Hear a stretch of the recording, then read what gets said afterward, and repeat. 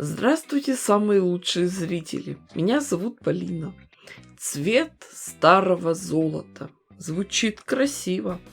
Будем работать с портьерными тканями такого благородного сияния.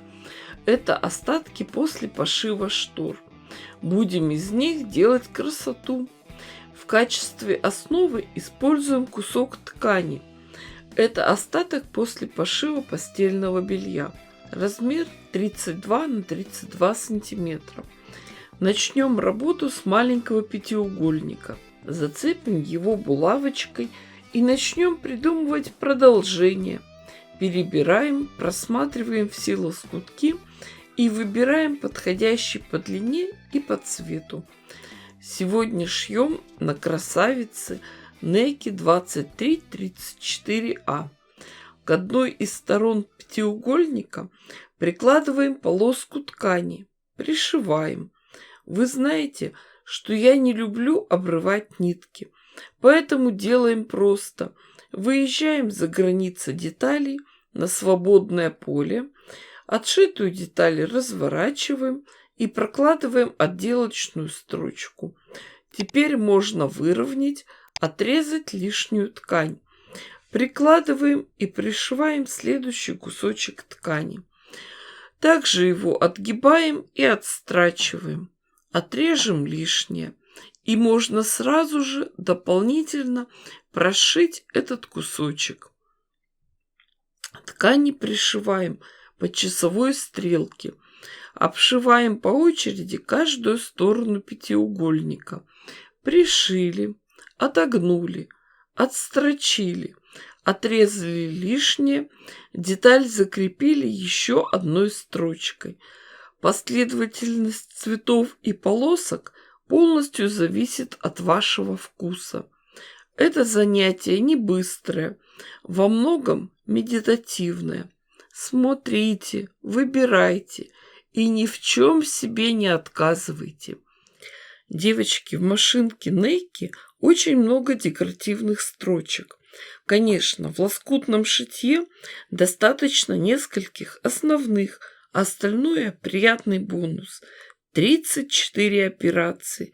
Есть из чего выбрать. И что еще приятно, машинка отлично шьет и тонкие ткани, и толстые многослойные.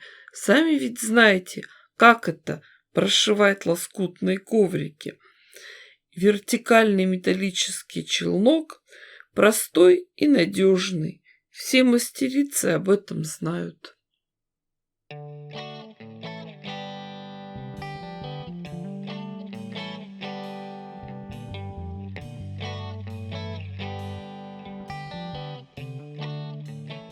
Не случайно этот метод создания лоскутного полотна называется Crazy Rosa. Вы догадываетесь, что чем ярче и контрастнее подбираемые лоскутки, тем больше автор crazy.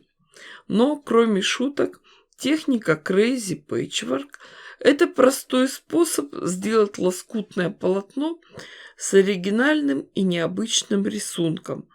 Если классический пэтчворк или лоскутное шитье – это техника, предполагающая внимательное и аккуратное следование схеме соединения лоскутков, то Crazy Patchwork – это сплошная импровизация. Для работы не надо выкраивать одинаковые детали и с миллиметровой точностью подгонять их друг к другу. При этом лоскутные блоки и полотно в целом получаются красивыми и необычными.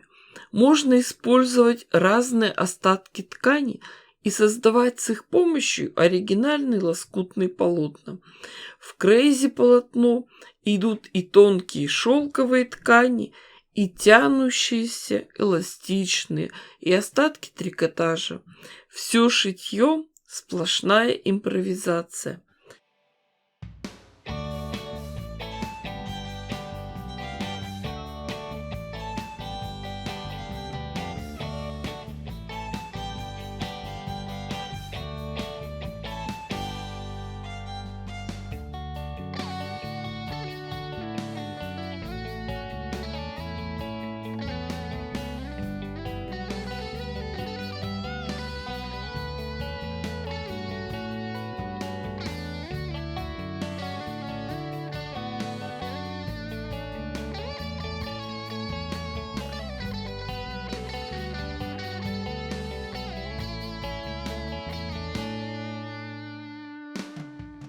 Когда мы полностью зашили всю основу, надо заготовку проутюжить, подровнять края, отрезать лишнюю ткань.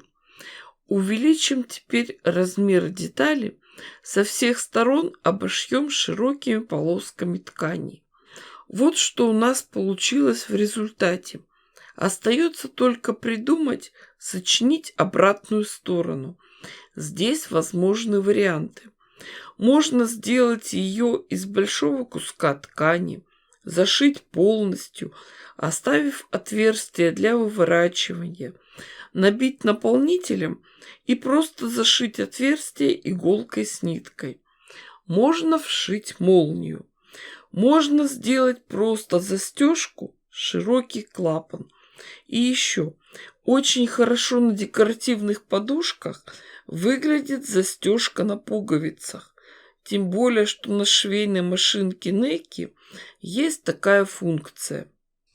Конечно, для прошивания петли надо подготовиться. Первым делом в лапку для прошивания петли вставим пуговицу. Так машинка будет знать, какую длину петли надо делать. Потом поменяем лапки. Внесем изменения в настройки швейной машинки.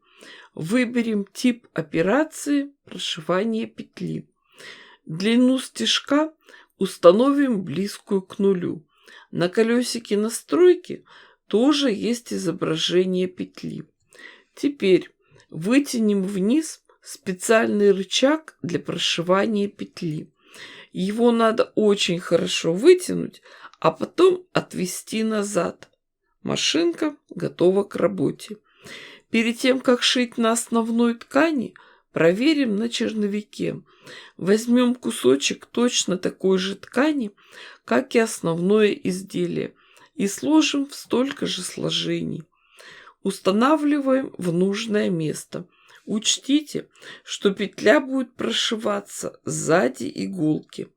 Опускаем лапку и начинаем шить. Можно немножко придерживать верхнюю нить. Когда мы прошили, надо остановиться самим. Машинка сама остановку не делает. И потом остается только прорезать петлю. Чтобы не повредить ткань, воткнем булавочку поперек в конец петли и аккуратно распарывателем ее разрежем. Сами видите, какая замечательная декоративная подушка у нас получилась. С крейзи розой цвета старого золота. Чуть раньше мы шили из похожих тканей круглую декоративную подушку. Смотрите, как хорошо они смотрятся вместе. Такая ткань у меня еще осталась. Думаю, что надо придумать еще какую-нибудь необычную форму. А пока я думаю, вы не сидите сложа руки, шейте, творите. И обязательно покажите свои работы в наших группах, в Одноклассниках, ВКонтакте и на платформе Дзен. Ссылки на них вы найдете в описании под видео. Конечно же, подписывайтесь на мой канал, ставьте классы, пишите комментарии. С вами была Полина. Всем пока-пока и до скорых встреч!